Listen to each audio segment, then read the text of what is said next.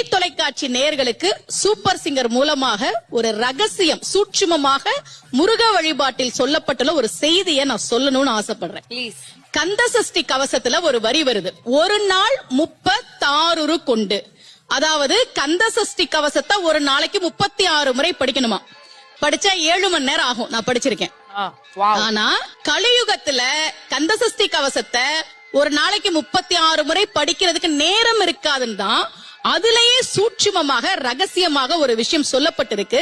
முருகனுடைய அருளால் நான் தெரிஞ்சுக்கிட்டேன். அதை நான் உங்களுக்கு சொல்றேன்.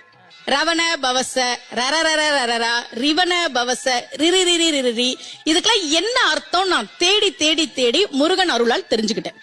சரவண பவ முருகனுக்கான மந்திரம். இதை 6 முறை சொல்லணும்.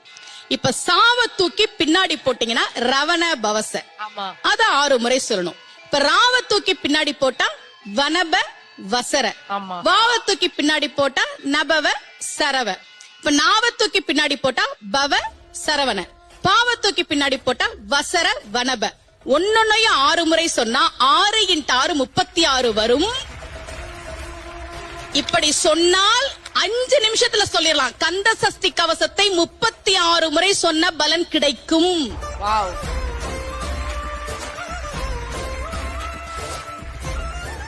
இது கந்த சஷ்டி கவசத்திலே சூட்சுமமா சொல்லப்பட்ட விஷயம்.